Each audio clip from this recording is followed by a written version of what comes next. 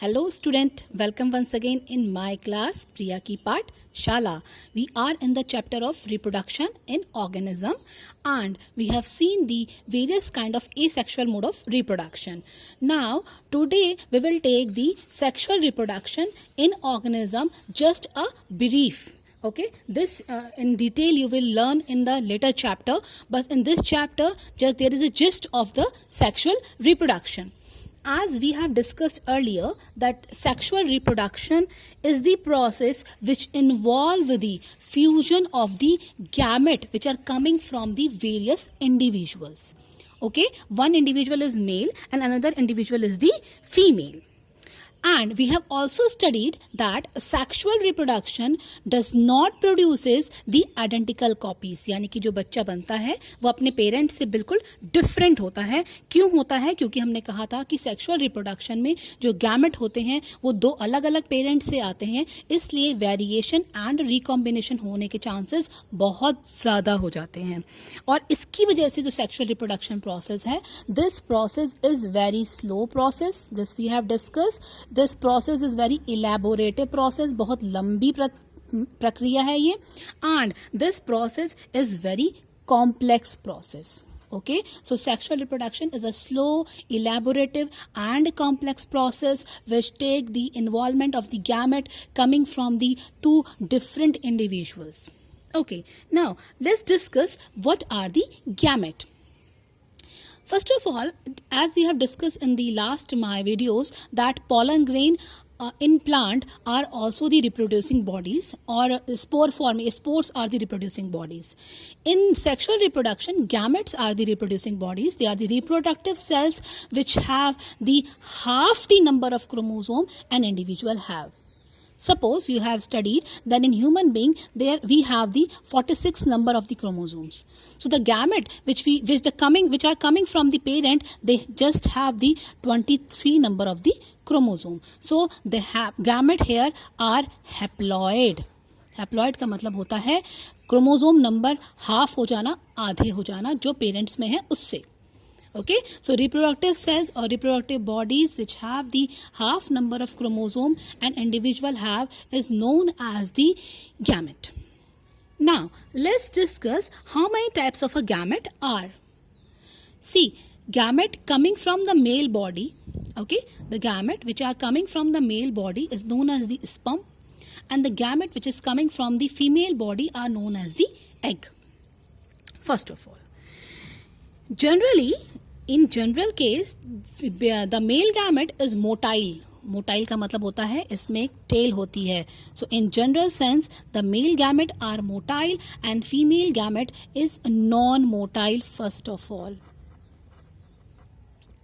Second, in some species the gamete in lower plant, अगर हम algae की बात करते हैं, the gamete which are coming from the both the parent, they are so identical, वो इतने आइडेंटिकल होते हैं कि उनको हम होमो गैमेट्स के नाम से जानते हैं. मतलब you can't differentiate which one is male and which one is female. Okay, so that kind of a gamete are known as the homogamete or isogamete. So homogamete or isogamete are the gamete in which we cannot differentiate between the male and the female. But in case of a higher organism or in a general sense, the male and female both the gamete are different and they are morphologically distinct to one another, so they are known as the heterogamete. Okay, तो जैसे मैंने आपको बताया कि male gamete जो होगा वो motile होगा, फीमेल गैमेट जो होगा वो नॉन मोटाइल होगा. तो देखने से ही if you will study under the microscope you will get out that male gamete have the tail and female gamete don't have a tail. So they are morphologically different, so they are known as the heterogamete. Okay, now the process of formation of gamete. Okay, in case of a body, one's body, see, we all have attained a reproductive stage in our life. We have discussed the lifespan in which we have the juvenile phase, we have the growth phase, we have the reproductive phase, and then the senescence. So that reproductive phase where one is able to reproduce or is able to produce the gamete, that is known as the gametogenesis. But in case of a male, well, sperm are forming, that phase is known as the spermatogenesis. Genesis का मतलब क्या होता है? बनना. तो अगर sperm बनेगा तो उसको हम क्या बोलेंगे, स्पर्मेटोजेनेसिस। अगर एग या ओवा बनेगा तो उसे हम क्या बोलेंगे, oogenesis। अगेन आप देख रहे हैं जो गैमेट है उनके नीचे मैंने एन लिखा है, एन का मतलब है they are haploid in number में आधे हैं अपने पेरेंट्स से, सो दे आर एन और हैप्लॉइड। इन दोनों का बनना commonly is known as the gametogenesis. तो gametogenesis is the formation of the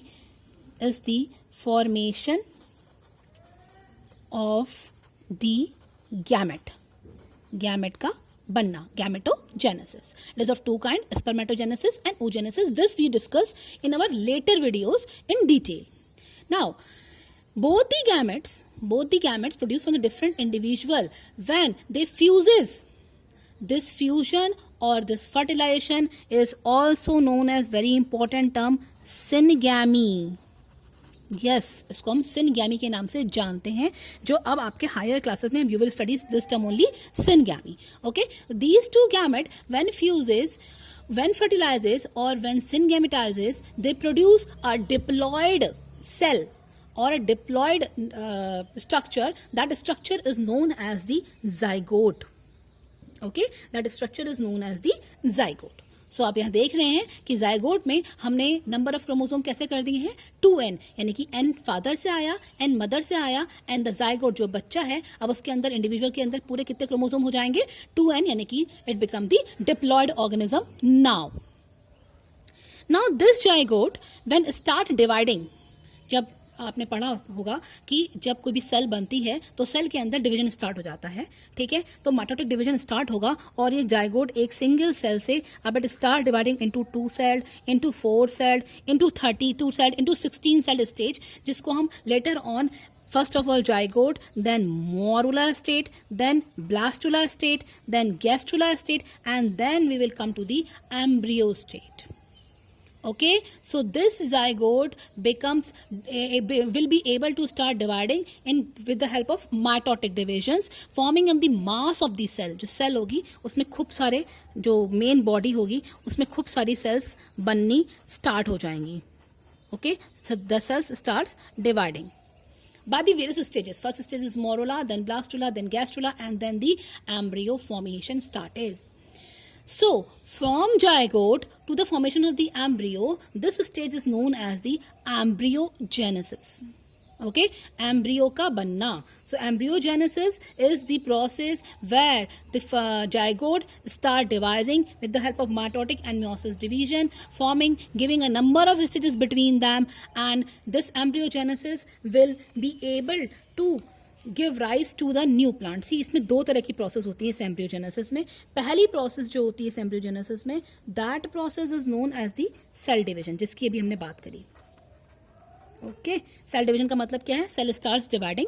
जो सेकंड प्रोसेस इसमें होगी that is cell differentiation. Yes, cell differentiation का मतलब क्या होता है कि एक टाइम जब डिवीजन स्टार्ट हो जाएगा बहुत लंबे समय तक, तो एक टाइम ऐसा आएगा देन दिस जो सेल हैं they will form the special kind of a tissues और द ऑर्गन, जिसी से नए इंडिविजुअल का निर्माण होता है. Okay, now one more thing. In whole the sexual reproduction process, the sexual reproduction we have divided into three main part or two main part. First part, before fertilization, जो ये आप स्टेप देख रहे हैं जिसमें गैमेटोजेनेसिस हो रही है, this event before fertilization, this event is known as the pre-fertilization phase. Okay, fertilization से पहले की तैयारी, so this is known as the pre-fertilization phase. After fertilisation के बाद जो आप देख रहे हैं कि the mass of a cell start dividing and it is able to produce a new kind of a tissues और organ, this process is known as the post fertilisation phase. इसको हम किस नाम से जानते हैं, पोस्ट फर्टिलाइजेशन फेज के नाम से जानते हैं. And in between there is a fertilization phase. Okay, so whole sexual reproduction process is divided into the three phases: pre-fertilization phase, fertilization phase, and the post-fertilization phase. Now let's discuss about some types of the gamete transfer. कि आखिर ये gamete बन गए हैं, fusion होने के लिए, fertilisation होने के लिए ये गैमेट कैसे ट्रांसफर करेंगे in case of a motile entity और in case of a non motile entity. तो लेट्स डिस्कस. फर्स्ट हम बात करते हैं लोअर ऑर्गेनिज्म के बारे में या लोअर प्लांट के बारे में. Okay, so in general most of the species male gamete are motile and the female gamete are non-motile. In that case अगर हम लोअर की बात कर रहे हैं, ठीक है, लोअर ऑर्गेनिज्म या एल्गी या फंजाई या स्पेशली उन एनिमल्स की बात हो रही है which are aquatic in nature, जो पानी में अक्सर रहते हैं, ठीक है, लाइक फिशेस हो गई, लाइक फ्रॉग हो गए हैं, तो in that case water is the medium only. तो जो मेल होगा वो स्पर्म को पानी में रिलीज कर देगा, जो फीमेल होगी वो एग को पानी में रिलीज कर देगी और पानी में ही दोनों का फ्यूजन हो जाएगा. Okay, so in that case very important medium is water, जहाँ पे गैमेट का ट्रांसफर और ट्रांसफर होने के बाद उनका फ्यूजन होता है. लेकिन इस प्रोसेस में प्रॉब्लम क्या हो जाती है, जब मेल तो मोटाइल है, ठीक है, और मेल मोटाइल होने के बाद जब गैमेट ट्रांसफर की ये प्रोसेस होती है तो बहुत सारे मेल गैमेट जो होते हैं वो फीमेल गैमेट तक नहीं पहुंच पाते हैं. It fail to reach. तो इससे ओवरकम करने के लिए जो नेचर है उसने क्या बनाया है, नेचर ने कहा कि 1000 टाइम जितने भी फीमेल गैमेट प्रोड्यूस हो रहे हैं उस फीमेल गैमेट से 1000 टाइम ज्यादा मेल गैमेट प्रोड्यूस हो जाते हैं. तो 1000 में से कुछ ना कुछ मेल गैमेट तो जाके फीमेल गैमेट से फ्यूज हो ही जाएंगे. Okay, so gamete transfer in case of a lower organism or a lower plant or a lower animal is done with the help of water, where both male and female releases their gamete in water. अब इसकी दो problem हो सकती हैं. पहली problem इसकी gamete transfer की ये हो सकती है कि जो गैमेट ट्रांसफर है इसके लिए सबसे पहले दोनों मेल और फीमेल बॉडी को सेम टाइम पे मैच्योर होना बहुत ज़रूरी है. ओके, ऐसा ना हो कि उनके बीच में सिंक्रोनस होना चाहिए कि स्पर्म रिलीज का टाइम भी सेम होना चाहिए और एग रिलीज का टाइम भी सेम होना चाहिए. अगर सपोज ऐसा हुआ कि स्पर्म पहले रिलीज हो गया एग बाद में रिलीज हो तो कोई फायदा नहीं है, स्पर्म तो खत्म हो जाएगा, मर जाएगा. सेम विद वाइस वर्सा, या एग रिलीज हो गया पहले स्पर्म रिलीज नहीं हुआ. Okay, first thing. Second thing, जो पानी में मीडियम, जो पानी है हमारा मीडियम है गैमेट ट्रांसफर होने का, उसमें क्या प्रॉब्लम हो जाती है कि उसमें बहुत सारे एग और जो गैमेट प्रोड्यूस हो रहे हैं वो सब खत्म हो जाते हैं, मर जाते हैं. ओके, ये इसमें बड़ी दिक्कत होती है इन लोअर. अब अगर हम हायर प्लांट, सीड वाले प्लांट यानी कि हम एंजियोस्पर्म्स की अगर बात करते हैं तो pollen grains are the carrier which you have heard कि in case of a plant उसमें पॉलन ग्रेन होते हैं. ठीक है, तो सीड प्लांट में पॉलन ग्रेन कैरियर्स होंगे जो मेल गैमेट को लेके जाएंगे फीमेल गैमेट तक. और in case of higher animals we are noticing that in case of a male जो स्पर्म होता है that sperm have one tail जो उसको मोटाइल बना देती है और इसी टेल की वजह से स्पर्म फीमेल बॉडी के अंदर आराम से मूव कर लेता है. Now, if we talk about the syngamy, just we have discussed that syngamy is another term for the fertilization. Okay, fertilization एक term है जो syngamy को describe करता है. गैमेट ट्रांसफर हो गया है, पानी में हो गया है, तो फर्टिलाइजेशन अगर पानी में होगा यानी कि on the basis of environment अगर हम डिवाइड करें, एनवायरनमेंट के बेसिस में अगर हम डिवाइड करें, सो एनवायरनमेंट के बेसिस में हमारा डिवीजन ये होगा कि अगर हमारा फर्टिलाइजेशन और सिंगेमी और फ्यूजन बाहर हो रहा है बॉडी से तो that fertilization is known as the external fertilization. And if that syngamy occur inside the female body or a female parent, that is known as the internal fertilization. So let's take the differences between them. First difference, first we will take the example. External fertilization always occur in the lower plant or the lower animal or the aquatic animal. So example is the algae and the fishes in the case of animals. Internal fertilization it will take in the higher plant or in higher like pteridophytes, like angiosperms, like bird, like mammal. Okay. So external fertilization always medium required fertilization है. Yes, external fertilization से body से बाहर है तो हमें हर हाल में एक न एक मीडियम चाहिए. In case of internal fertilisation there is no medium requirement, हमको मीडियम की जरूरत बिल्कुल नहीं पड़ती है. Next, fertilisation occur outside the female body और outside the parent body. In case of internal fertilisation, fertilisation always occur inside the female body. In case of external fertilization, there is one disadvantage that but there would be a production of large number of offspring. बच्चे जो होंगे वो बहुत ज्यादा मात्रा में बनेंगे क्योंकि इनको बहुत प्रॉब्लम होगी कि इनको प्रेडेटर आए और खा जाए. सपोज स्मॉल फिशेज हैं, स्पॉनिंग भी फिशेज बच्चे बने और बड़ी फिशेज आके इनको खा गई, तो ये इसका डिसएडवांटेज हो सकता है कि प्रोडक्शन होने के बाद इनकी सेफ्टी बहुत जरूरी है in case of external fertilisation. लेकिन in case of internal fertilisation जो फर्टिलाइजेशन हो रहा है और जो बच्चे की ग्रोथ हो रही है वो पूरी तरह से मदर की बॉडी के अंदर हो रही है, तो it is highly safeful process. So production of offspring is not large, एक या दो बच्चे होंगे लेकिन जो भी बच्चे होंगे they are completely safe. inside the female body. Okay ना, यहाँ पे ये डिफरेंस जो है आपका, difference between external and internal fertilization is very very important. Again a note which I have given here is very important, that how nature has compensate the loss of the male gamete. Nature ने male gamete का जब loss होता है तो उसको compensate करने के लिए क्या किया है, तो क्या किया है, जो मेल गैमेट होंगे they will produce in the several thousand time the number of the female gamete produced. Okay, next let's get to the some term related to sexuality. We will take the some terms which related to sexuality in the organism. First, in case of a animal, अगर हम animal की बात करते हैं तो first term which we are having is the parthenogenesis. See, in my last page you read about the fertilization process. Okay, fertilization में क्या हो रहा है कि मेल और फीमेल गैमेट आ रहे हैं, फ्यूजन हो रहा है और फर्टिलाइजेशन हो जा रहा है. लेकिन अगर फ्यूजन ना हो तब क्या हो, देन उस प्रोसेस को हम क्या बोलेंगे. Okay, so that process is known as the parthenogenesis. क्या है पढ़ते हैं. In case of some organism like honey bee, like lizard, like bird, specially in case of a turkey bird. Okay, turkey की बात हो रही है, बस उसका नेम है. The female gamete undergoes development to form new organism without fertilization. Female gamete अपने आप में ही फर्टिलाइज हो जाएगा, अपने आप में ही नए ऑर्गेनिज्म को जन्म दे देगा, लेकिन फर्टिलाइजेशन नहीं होगा, जिसको हम सेक्सुअल रिप्रोडक्शन की पहली शर्त मानते हैं. Okay, so that term is known as the parthenogenesis. Important term है, कभी कभी 1 मार्क में आ जाता है. What do you mean by parthenogenesis या what are the various example.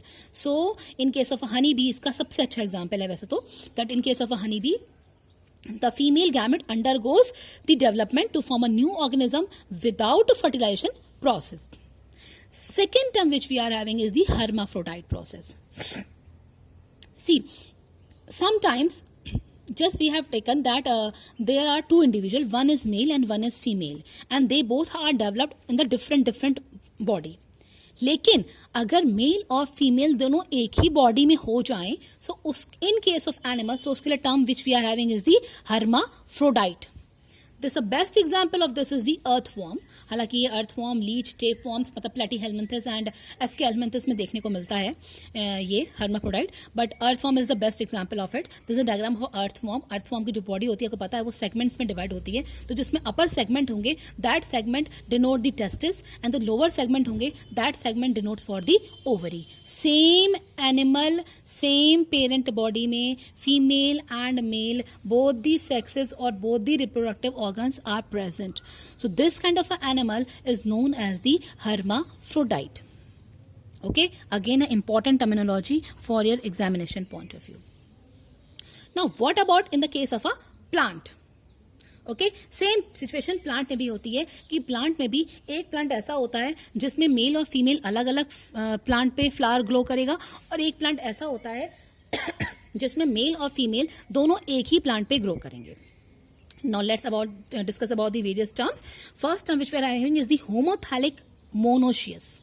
जैसा कि नाम है होमोथोलिक मोनोशियस, इसका मतलब है कि वो प्लांट जिसमें male and female reproductive cell यानी कि फ्लावर एक ही पौधे में मिलेगा, उसको हम मोनोसेक्सुअल मोनोसियस प्लांट के नाम से जानते हैं, या उसका एक और टर्म कहते हैं बायसेक्सुअल. सी बच्चे क्या करते हैं, मोनोसियस और बायसेक्सुअल में कंफ्यूज हो जाते हैं. ये बिल्कुल कंफ्यूज मत होना. मोनोसियस का मतलब यही होता है कि एक ही प्लांट के अंदर आपको मेल और फीमेल दोनों मिलेंगे, इसीलिए उसको हम बायसेक्सुअल के नाम से जान रहे हैं. सबसे कॉमन एग्जाम्पल जो आप पढ़ते हैं that is the China rose, गुड़हल का फूल.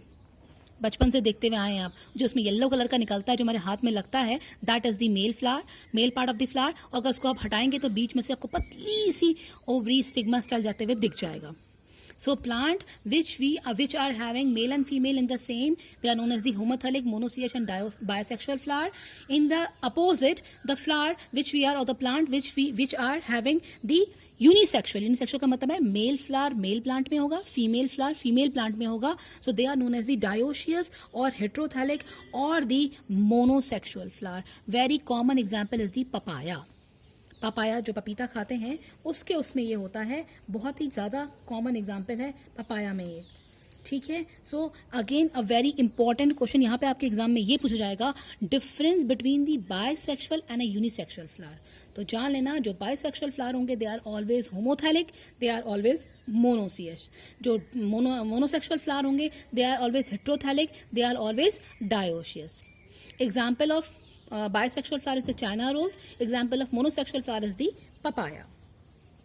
One more thing which we have to discuss is the development of zygote. जो zygote का development होता है, ठीक है, on the basis of development of the zygote we have two kind of animal. Okay, development of zygote पे हमें दो तरह के हमारे पास animal होते हैं. First animal which we are having is the oviparous animal. जैसा कि नाम है ओवीपैरस. ओवीपैरस का मतलब होगा द पेरेंट जो होगा वो एग लेइंग होगा, यानी कि एग से बच्चे प्रोड्यूस करेगा. ठीक है, एग लेइंग होगा तो उसमें इंक्यूबेशन, आपने देखा होगा जो मुर्गी होती है वो अंडे सेकती है, इसको हम इंक्यूबेशन कहते हैं. इंक्यूबेशन टाइम भी होगा इनके लिए. ठीक है, इसका एग्जाम्पल, कॉमन एग्जाम्पल आपको पता है, हैन है. वैसे तो बर्ड्स होते हैं. ठीक है, सो ओवीपैरस एनिमल हमारा एग्जाम्पल क्या हो गया, बर्ड्स हो गया विच लेज एग. बट क्या हो अगर जो जाइगोट फॉर्मेशन है और जो बच्चा पूरा बन रहा है वो कहाँ हो, मदर की बॉडी के अंदर हो, तो उसको हम क्या कहते हैं, विविपैरस एनिमल के नाम से जानते हैं. यानी कि वो which give rise to the baby.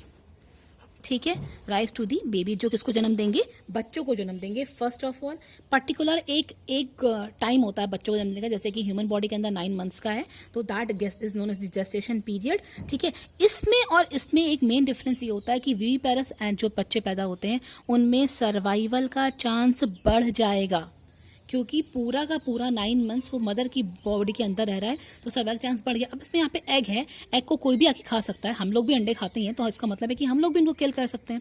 Okay, सो इसमें सर्वाइवल का चांस क्या होता है, कम होता है, और इसमें सर्वाइवल का चांस क्या होता है, ज़्यादा होता है. तो chance of survival in case of viviparous animal is more, in case of oviparous animal is higher, lower. Okay, ये तो बात हुई एनिमल के केस में. अब क्या हो कि अगर प्लांट हो, तो आपने बचपन से पढ़ा था कि प्लांट में जब भी पोस्ट फर्टिलाइजेशन चेंजेस होंगे, जब भी पोस्ट फर्टिलाइजेशन होंगे, तो ओवरी जो होती है वो हमेशा क्या बनाती है, fruit in your lower class unit, and the ovule always form the seed. Okay, so this is a gist about the very first chapter, reproduction in the organism. Term is the today's topic is the sexual reproduction, and which today we have taken the sexual reproduction की कितनी phases होती हैं. First is the pre-fertilization phase, second is the fertilization phase, and third is the post-fertilization phases. And in all the 3 phases, what are the various changes? This just which we have discussed. Okay. Okay. Next, we will meet in our next video as a second chapter. Till then, learn properly all the notes of mine.